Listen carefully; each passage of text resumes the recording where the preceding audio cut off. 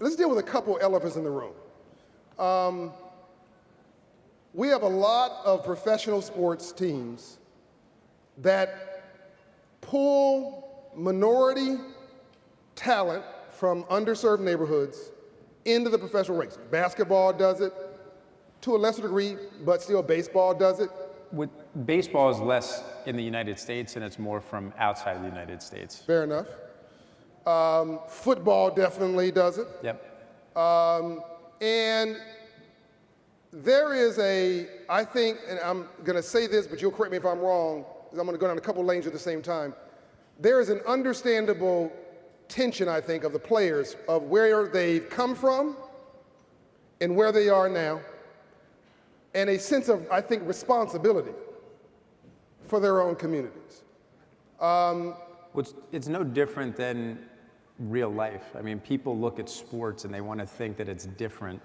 And these guys, they're just like the people that they grew up with in their neighborhood. They're just expressing it in a different way. I mean, they're being viewed by tens of millions of people every Sunday, but that doesn't mean that they don't have the same social concerns that everybody else that they grew up with has. And I think people are shocked to find out that they have a point of view and an opinion that you know is similar to what people that they grew up with have. Yeah. And the other thing, I want to come back to this conversation, regular conversation, and what we're going to do about it. But the other side of this thread is you and I can go sit in your stadium in San Francisco, and folks will walk right past you, but they are obsessing about the professional athletes who they recognize, who you're paying a check, who you're compensating. So one person is writing a check, the other person is cashing a check, and this, I was also with the owner of the Atlanta Hawks, people walking right past him, and they're trying to get autographs with the players 3 rows down, which is fantastic, but people don't realize that the guy who pays for all that, who owns the stadium, is sitting 3 rows behind. They should want to be not just the player, but they should want to own the game. So I want to talk to you about, and we have T.I. coming a little later talking about owning the game. I want to talk to you about what it takes not only to own the game, but also, do you have frustrations about what you see? Well, I mean, I have frustrations with a lot of things. I'd like to switch places with an owner that doesn't get recognized, because I definitely get recognized. I get a lot of questions and comments on what we need to do on the field, and we haven't won enough games recently, so I definitely get to hear that.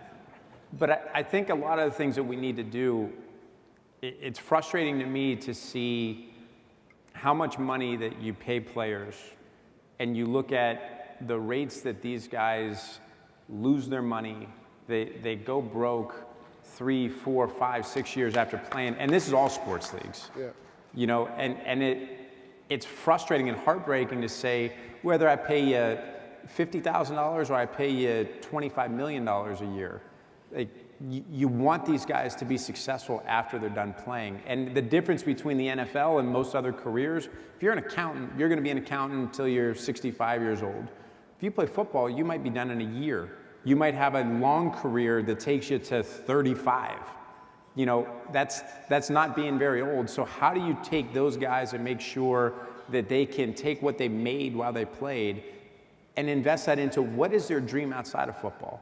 How do you make sure that, you know, I understand you want to buy a house for your mom and you want to do those things. That doesn't take your whole paycheck. Right.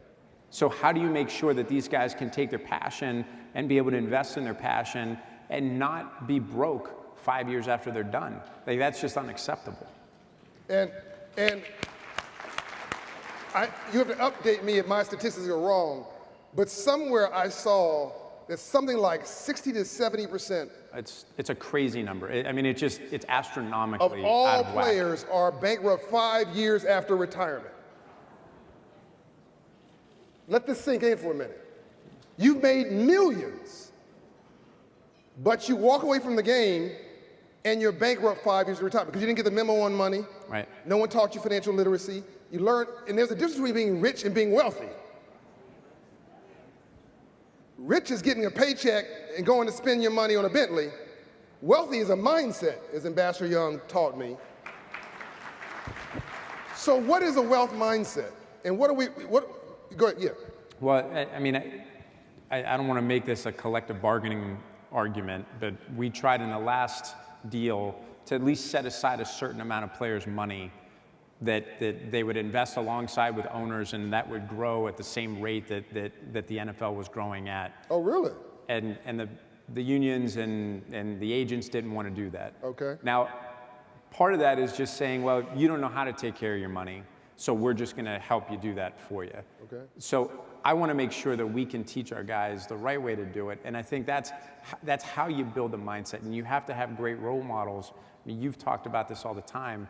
When you have a population of 15 million African Americans that are vying for 8,000 spots in the NBA, the NFL, in movies and rap, if that's what you aspire to, there are not enough people that are going to be, happy at the end of the day. Right. You have to broaden your horizons, and you have to know that if you're lucky enough and you've been blessed to be LeBron James and you're 6'8" and you can do anything that you want on a basketball court, yeah, you're going to make a lot of money playing in the NBA. But if you're my size, you're not going to the NBA. Right. So you tried to play sports, didn't you? yeah, I tried. I played a little bit of baseball through high school. I was decent, but I mean, I wasn't good enough to do anything serious in sports, like the majority of the people in the world. But if you're lucky enough to be there and have that money and know, I mean, I think I told you our 401k plan. 401k plan, 2-for-1 match in the NFL. My parents took over in 1999 as the controlling owners of the San Francisco 49ers. Out of 53 players, 2-for-1 match 401k plan, 4 out of 53 put in their money. Wow. And it's like, I don't. That again, 4? 4 out of 53. And it's like, I don't care if you make $100,000 or if you make, again, $20 million. If you have $17,000 you can put in your 401k plan and somebody's going to give you $34,000 for free, it doesn't matter what the market does. But it's being able to learn and understand that and know that, people aren't trying to take advantage of you. A lot of our players, they've been taken advantage of. Yeah. They've been taken advantage of in high school. They watch coaches, I've got you, you're with me, we're going to go to this school, and you go from being the head coach at your local high school to being the offensive coordinator at such and such university because you brought the star athlete to this big program. Yeah. And they don't necessarily care about the player. And when that's the type of situation interaction that you have with people, it's hard to build and develop trust. And that's what people have to understand. You have to be able to develop trust with your players and let them know that you're there for them, but you have to show them that. You can't just say it, you have to walk the walk. Yeah. So President Bill Clinton once told me it's hard to get somebody to agree to the truth when the lie is paying their paycheck. That's right. And when you have people trying to separate money from your players, whether they're mortgage companies or car loan companies, and by the way, when somebody gets an auto loan, they get a Mercedes, and the auto loan is 18% interest, that's not an auto loan. That's not a Mercedes, that's a Mercedes payments. I told you, we had a player, I won't mention the name, but he borrowed $150,000 to essentially have $75,000 net to put that as equity into a sports bar. The other 75, he prepaid his first 6 years of interest, and he had a 30% origination fee on the loan. And he came to us and he's like, what do you guys think about this? And we're like, well, you can't do this. He's like, no, I already did it. And those are the things that I want to make sure we have a great business ops group. We have a great analytics group. And it's like, if you're going to invest in something, come see our guys, pass it by our guys. It doesn't mean you have to do what we tell you to do, but we can't unwind it for you. I mean, this is usury. It's clearly usury, but it's like, how do you make sure that guys understand that? And if you don't have an idea of, well, I'm just investing in a business, that's what you told me to do. Right. You told us, but how do you do that? I mean, and I've seen guys, one player in particular who's made a decent amount of money, lost $500,000 in an investment. And one of the younger players like, man, this guy lost $500,000. I'm like, yeah, he took a bet, but he's got $30 million in the bank. You can lose $500,000 when you have $30 million in the bank. Right. When you're getting paid $500,000 a year, you don't realize that you're taking home $250 to $300 net. So you can't invest $500,000 if you don't have $500,000. But if you are, you don't put 100% of your eggs in one basket. Right. So when you're investing 500 grand on 30 million, if you lose it and you think that this has an opportunity to, be a complete home run, it can be the next Google. Great, like I understand that. But you have to make sure that people understand the risks and the rewards of different investments and help them get to a place where they can be successful off of the field. So it sounds to me like when we come back to tie this topic to the first topic, which is the challenges in the neighborhoods, and the reason why a lot of players stood up and sat down and said that we're frustrated, rightly so, and I know you have compassion for the voices, that this is all about poverty. I mean, you see it when people don't understand the neighborhoods that a lot of our guys grow up in. They don't understand the relationship between police and the communities. We want to build a better relationship between police and the communities. And I think that's a great aspiration. But we've talked about this, where if you build all that stuff, but if you don't have financial literacy, it's hard to break out of poverty if you don't know how to break out of poverty and you don't know how to stay out of poverty. Yeah. And we can have a deep argument of whether taking a knee is right, wrong, and different. You have to understand where guys are coming from. But if there's financial literacy, if there's financial hope for people, and there's not just, well, you need to be a rap star, you need to be a quarterback, you need to be the point guard for the Warriors in order to make it out, like the chances of you making it out are so slim. If that's your only chance, you're probably not going to make it out. So how do we make sure that we get these guys away from, not because you want to get away from protesting, you want to give people a reason to understand and trust the system and understand and trust what's going on in our society and be able to break out and make it on their own.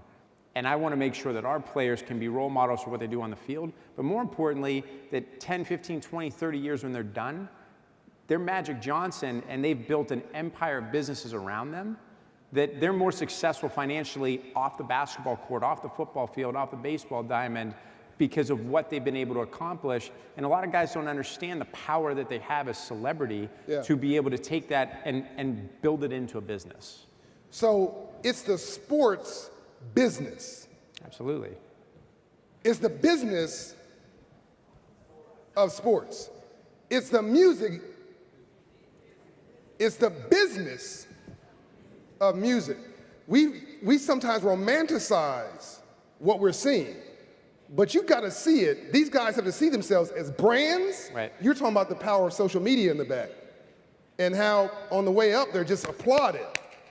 It's hard to take down, and I mean, you see it with junior high and high school, you can take people down, but for our players, when you're scoring touchdowns as a junior in high school and you're trying to figure out who's going to be the early commit to the big schools, everybody loves you on social media. But then when you get to the NFL, I watch our guys, there's a depression that's going on in the NFL and throughout professional sports. Really? Because of social media and the criticism that people get. I mean, when you go from being the star to, people don't like you anymore and people are posting things that are negative about you, it affects these guys. And that's something, I mean, that's, financial literacy and sort of understanding social media and understanding that is not who you are. What some troll on social media says about you is not who you are. It's hard for a lot of our younger players to be able to block that noise out. My mother, who's here, told me, it's not what people call you. It's what you answer to that's important. And never, ever, ever answer out of your name. And to argue with a fool proves there are two. So we've got to have players who have enough self-esteem and confidence, great role models, an enabling environment, who are hopeful, who get the memo, so they can be optimistic, own their block, own their community, which starts with owning yourself, so that they can talk about getting a job, but not actually ultimately not needing a job because they actually own the job down the road, which means that they're their own asset. That's what I hear you saying. Am I getting this right? No, I mean, you talked about me and my upbringing a little bit. Like for me, when you're born into a family that has all the resources you could ever ask for, it can be either a burden or it can be a blessing. Yeah. And for me, it was always, all right, I want to do something that I'm passionate about. I'm passionate about football. I'm passionate about things that my family helped create. I'm passionate about my community. And when you have a lot, you have the opportunity to go do those things and pursue what your own passions are. Yeah. And you try to explain that to the players. It's like, you know, if you have a lot of money and you're making a lot of money now, like, what do you want to do when you're 35, when you're old? Right. You know, right? Like, what do you want to do when you're 35 done? is old in the NFL. Oh yeah. I mean, most guys are done playing by the time they're 35 years old. And it's like, you know, think about, what do you want to do? You've worked your body and your mind so hard to earn what you have. What do you want to do with the rest of your life? You've been afforded a great opportunity. You have a lot of financial wealth. Yep. What do you want to do with that? Yep. What makes you happy, not just being on the football field? What else makes you happy? Like, what else are your goals and dreams? And if you don't have those conversations as a kid, if you don't have a role model that teaches you that, it's really, really hard to put it in place when you're 35 years old. Right. So, bringing this full circle. And by the way, you're going to see Jed in the hallways. You're going to see the two gentlemen that just left the stage. Everybody you see speaking is walking these hallways. This is the only place where you're going to see billionaires next to millionaires, next to thousandaires, next to somebody trying to buy some air. As long as I have my name tag. That's If I don't right. have my name tag, they're not letting me in. They wouldn't let Jed and I backstage. We didn't have our name tags. We don't know this guy. And I'm like, I think he's okay. Yeah. I think so. Yeah, no, they were serious. But I want you to stop Jed and stop Kelly and stop Brad and introduce yourself, shake their hand, build a relationship so they know you and you know them. So that when you call on them, they know who you are when you call them or you email them, because that's how we expand the covenant, expand the bounty of blessings to all God people when we expand the trust in the relationship. You're the youngest owner in the NFL? It just depends on how you want to look at it, but You're one of the youngest. I think you're the youngest. sure. All right. And My mom owns the team, so I just want to be really clear about that. So come on. So you guys, but you're the youngest leader in the NFL amongst the owners. yes, And because of your inspiration and the NFL commissioner, Operation Hope got a $500,000 grant from the NFL to teach financial empowerment, financial inclusion. But I understand that that was not good enough for you. So I came up with an idea called Hope Commitments, and I was told tonight that you're our first ever. Basically, Hope Commitments is our desire to democratize civic engagement, and I was told you're our first ever commitment maker, but I don't know what that quite means. I was told that NFL grant was not good enough for you, and you wanted to do something about all the stuff we were talking about with players, communities, and their frustrations and the poverty problem. Would you tell us a little bit about that? well, I think it's important. Not only are we doing this with our players, but when you look at the communities that we serve, and there's a lot of things that we do in philanthropy. But again, if you can help somebody with their immediate needs, but you can't help them sustain once you get them on their feet, then you haven't really done anything. And that's what I want to make sure that we do together with this commitment. I want to make sure that in the Bay Area and hopefully beyond, I'd love to see other sports teams, in 30 major markets in this country, be able to take what we build together and take the brand of the San Francisco 49ers in the Bay Area and the unbelievable work that you guys do with Operation Hope and figure out how do we make this, 1 + 1 = 10. And I think we can. So to make sure I understand this properly, you're going to help us go into communities in the Bay Area, teach financial literacy, teach Absolutely. financial inclusion, hopefully use some of the players to also lean in with their brands to be a positive influence in neighborhoods. And I think I just heard you say you're going to help lean in with the other owners to open doors there too? We have to. You my guy. Can somebody bring me that certificate? Can somebody please, before he changes his mind, bring me the Hope certificate? I'm not going anywhere yet.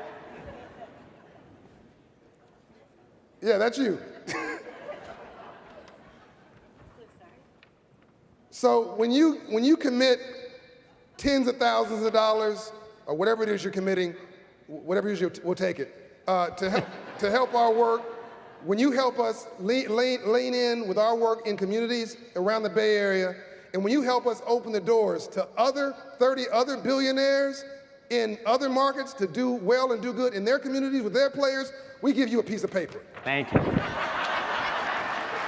Well, sports is all about competition, so why don't we compete with all the other teams?